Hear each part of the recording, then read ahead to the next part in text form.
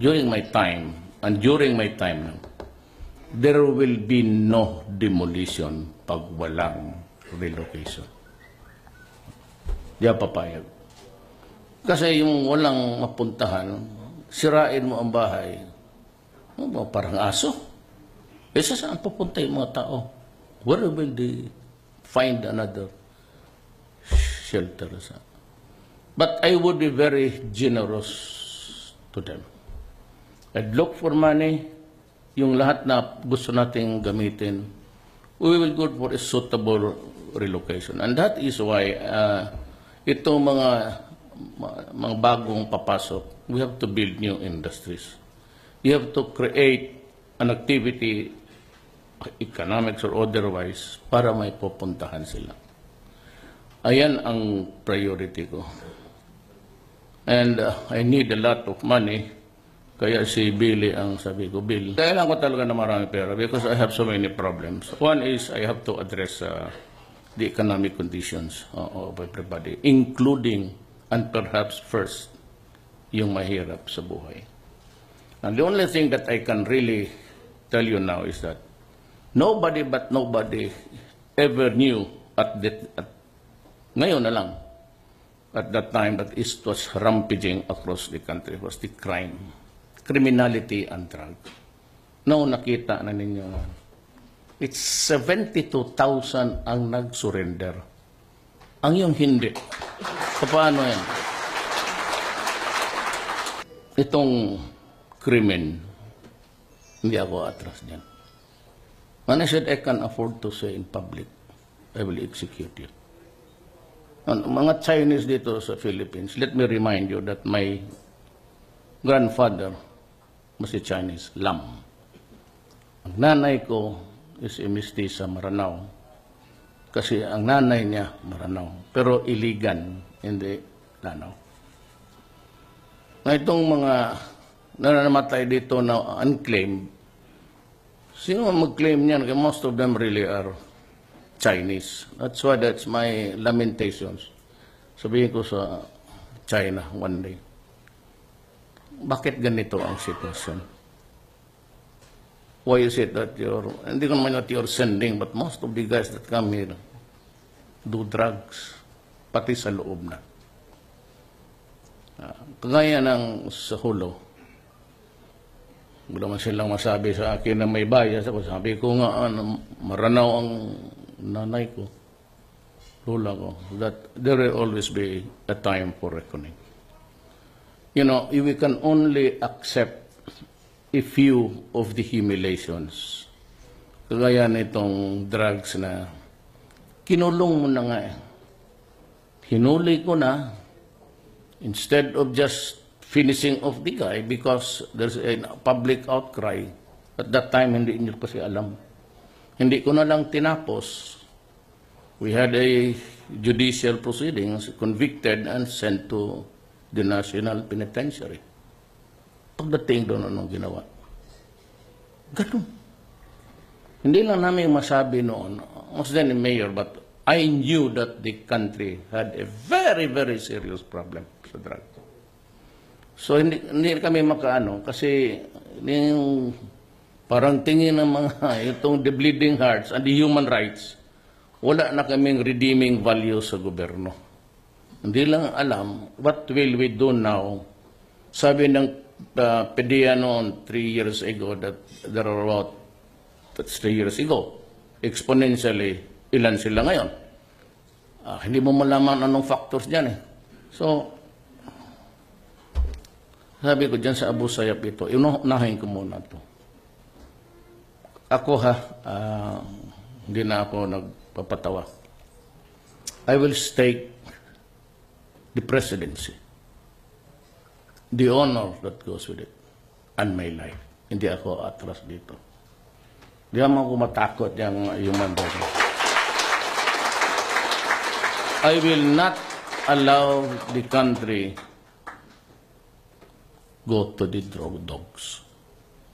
I will not allow my country to be destroyed. Why would I give you a process? I'm the president. Hindi ako nagpo-proseso. I just name you publicly because it is my sworn duty to protect the nation and tell you what the problem is and who are the people behind it. Yan ang trabaho ko. Nga sabi, magbigay ng due process. Doon ka sa korte. Eh, pagdating mo doon sa police, custodial investigation o preliminary investigation, o di yan. Eh, alam mo, kung hindi lang ito naging problema sa hindi ako makialam. Sabi ko nga sa mga police, yung mga smuggling, yung mga, for a time that I am busy with the drugs and the criminality, itong mga murder for hire. Ilan dito sa Maynila, at last count was 45 Chinese men kidnapped. Giving the ransom, patayin na lang. Paano? Ganon? How can we allow it? Almost every day. Hindi ako pwede niyan. Sabi ko, lahat ng polis, sabi ko, do not lie to me. Kaya babarilin talaga. Trabaho kayo, huwag kayong mag-imbento. Do not fabricate evidence. I will hear you. And if you're telling the truth, sabihin mo ako. Say, utos ni Mayor Rudy. Sabihin mo dyan sa judge. Sabihin mo dyan sa fiscal. Sabihin mo sa ombudsman. Sabihin mo sa human rights. Wag mo sabihin sa akin kasi alam ko na. Just come to me. Why? Meron akong nakita sa konstitusyon. Just itong panlaban ko. The right or the power of the President to pardon. President can grant pardon, conditional or absolute, or grant amnesty with the concurrence of Congress. Gagamitin ko yan. Maniwala kayo. Kaya pagdating ng panahon, pag sabi arraignment, nakuha ka dyan, maraming kopya yan, pre-signed. Maski walang makasalanan, pwede kumuha dyan. Bigay mo sa judge. Absolute pardon. Restored to full and civil rights. Sige daw. Ipitin ninyo ako, ganon ang mangyari. I will not hesitate to pardon 10-15 military and policemen every day. Magreklamo, nandiyan sa Constitution Pardon, wala kayo. Hindi kasi except to himself. So pag alis ko ng Malacanang dito, magpirma ako, pardon is hereby granted to Rodrigo Duterte. Signed, Rodrigo Duterte. Brain lang man yan. Basta bidista ka. Mga graduate yan, Tineo-UP, wala yan. Hindi ba sila maka-imbento ng istorya na gano'n? Ako hulihin mo, paglabas ko sa Malacanang, if God wills it that I'd still live, I'm old. Paglabas ko, assist ako, okay, paano? Basahin mong revised penal code. Adre, hanggang 70 lang ako. 71 ako, paglabas ko, 70 pa, ungag-ungag na. Tatalo ka ba dyan sa public opinion? Kawawa naman. Sinabi ko na hinto. Now, what to do about itong mga natinamaan? You know, the very long discussions, seminars about itong heroin pati cocaine is a better addiction. Kasi natural It's a puppy. It comes from. Itong shabu, it's a deadly mix of chemicals. Ang tubig ang ginagamit niya, alam mo kung ano? Tubig ng baterya. Kaya kita mo nagpatutukan yung, kung hindi ako nagalit, hindi pa kasi ako nag-assume, ano trabaho ninyo? Saan yung pera ng intelligence? Bago pa sila naglabasan. Kasi kung hindi mo kaya o kasali ka dyan, ay nagad. Huwag ka magsabi, General, yayariin kita. Sabi ko, I will put at stake the presidency, my honor, and my life. Kasi seryoso ako. Talagang seryoso ako dito. Wala akong pakialam. Ang paradigm ko, hindi dito sa Maynila, sa Mindanao. Patayan ka agad. Ay, nalaman ko. Bakit ko papalitan? It is serving the country well. I know that it would put me, siguro, I will retire with the reputation kay Adi Amin. Oh, ganda. Pero itong aking kriminal, hindi naman mapapatay ng isang tao. So, what do you make about these guys cooking inside? I said, there will be a reckoning. There will always... Kaya itong sabi na, puro matay abogado ito halos. Kasi mayroon tayong death penalty noon. Wala man nangyari. Bakit mo i-revive ang death penalty ngayon? There are two interpretation of the penal or punitive laws over land. It is the positivist, which is that a man could still be... How can you... Or the classical. Ako, classical. Retribution. Magbayad ka sa ginawa mo. Ano ito? Libre ito sa mundong ito? Bayad ka. Ngayon yung Cebu, how can we rehabilitate? Nung sinabi ng mga forensics may ako dito. Nagbisita yung mga sabi nila kasi it's being cooked somewhere also now kasi mahirap ng supply, it's being interdicted with regularity, and they say that ang brain ng human being constant use more than a dozen times it begins to shrink the brain of a person. So sabi nila, on the larger scale, rehab is no longer a viable option. So what will I do with it? Nasira na ngayon. Paano yung mga pamilya nila? Bleeding hearts, human rights. Anong gawin mo sa mga pamilya nila? Pobre. The world will not listen to you. Nabasok ako dito kasi nanay ko lang, ang tatay ko hood upper, ang lola ko. I cannot listen to stop and listen to your story. I have a country to protect. And each and every one, sabihin mo lang na, a part of the network. I have to destroy the drug network in the Philippines. Kaya nga hindi ako bumiras sa gambling ngayon. Why? Because ma-off-focus ang lahat, pati pulis. So instead of focusing on drugs this time, dagdagan ko pa ng we are stretched thin sa tao, sa warm bodies. Kasi kung i-focus ko sa ibang bagay, paano yan?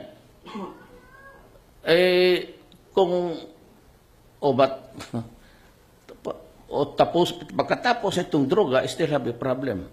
May network na Hindi ko pwedeng mauna. Dublado na ang kalaban ko. Yung mga gambling network, pagka nagbakante yan, papasok ang droga. Nandyan na yung structure. Dito, tapos doon, delivery. Hindi lang naintindihan gaano ka.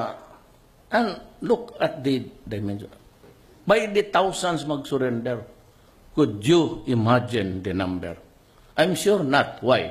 Kasi noon, alam ko, hindi nyo talaga alam. Widespread, the dimensional, nakakatakot. Ako lang kasi I have been in politics for 30 years. Plus my stint sa prosecution, siguro what, mga 38? Pasurado ako as congressman, tapos naging vice mayor ako ni Inday. Plus yung 23 years ko ngayon. So alam ko yung lahat. That's why sinabi ko kay hindi naman ito na sinisiraan ko sa eskwela natin. I was called by the Senate to testify sa rice smuggling. It was Kim Henares, and you can ask her, who called me and said, Rudy, baka makatulong ka dito. So I started to smell around. My God, nobody knew David Bangayan. Except, hindi namin alam, kilala. Ito ako sa Maynila, tanong lahat. At the end of the day, wala akong nakuha. Punta ako ng Aguinaldo. Pasok ako doon sa... Bigyan ninyo ako ng... wala, Mayor. Do not, huwag niya akong... Give me a picture of David Bangayan. So yung nakuha ko, pinasa ko sabi ni Enrile, do you know Bangayan? Ko, yes. Can I do it? Tapos ito naman si Jinggoy, kasi nga bugal-bugalon, ang tawag dyan sa Bisaya, bugal-bugalon. Yung palagi nagluloko ba? Ano gawain mo kay... Sabi ko, I'll give you the words you want to hear. Senator. You know, he's stealing 7 billion yearly sa ating republic in terms of the loss of taxation. Okay, pagkalabas, sabi niya na sabi ko sa kanya, akala ko ba graduate ka ng San Beda? You know very well that nobody can question my words or my behavior actuations, except the Senate itself or the members thereof, but nobody else. Kaya do not mess up with me. In your own backyard, they are cooking shabu. Took sure 7 months after. 7 months after. They were directing the traffic sa loob. Meron akong alam, pero wag muna, tatapusin ko muna to. Nasa presuhan na sila. They're cooking shabu on board sa ships. Tapos, Chinese registry. At the proper time. Wag muna ngayon because it's just a bigger issue about it. But magpakita ako ng restraint muna ngayon. Pero when I come face to face with them, makinig kayo. Sabihin ko talaga ang sama ng loob ko lahat sa kanila. I don't expect you to keep faith in me or to believe in me all the time. But for the love, God is there. I have never killed an innocent human being. Never. Ayaw ko talaga. There are things which we have learned in life, the values that were transmitted to us by our parents, and of course as lawyers. Pero I'm ready to jettison off everything that would... Basta ako, diretso ako. At the end of the day, if I turn out to be masama, so be it. If I die, suddenly, so be it. Impeach, so be it. Basta nakita ninyo ang trabaho ko at hindi ako aatras dyan. Kaya the other day, naglabas si Jokno, Secretary Jokno, sabi niya na hindi matuloy yung increases ng sweldo ng mga police pati military. But I just kept quiet. But during the campaign, I really promised the police to double your salary, pati military. Why? I cannot run a country that is corrupt sa police. How will I do it? Corrupt ka. So, sabihin mo, hulihin mo. Wala, mag-uhuli. Kasali sila sa... Look at... Sabi ko nga, malalim to. Hindi, wala lang kayo manawa. Sabi ko, at that time, I was not at liberty. Ngayon may immunity ako. So, ang trabaho ko is just to inform the people the right to be heard ang public of what is happening to his country. That's the point there. I am not there to give you a process due or undue. Ang presidente is the chief enforcer of the laws of the land. And he sees to it that the public is informed of the dangers confronting his community. Yan ang trabaho ng mayor. according to the interpretation of me. Wala pa. Taga Sebeda due process. There is no process in my mouth. My duty is to tell you, Juan de la Cruz, ito yung nangyari, ito yung mga general nagpapatakbo ng droga, kaya ito blossom into something like a monster across the nation. Alam ninyo, common sense would tell you na kung walang military o police for that matter na tutulong, hindi ito gagana at create a problem addicting 3 million. I said that was 3 years ago. Exponentially at conservative estimate. Basta dagdagan mo lang ng 500.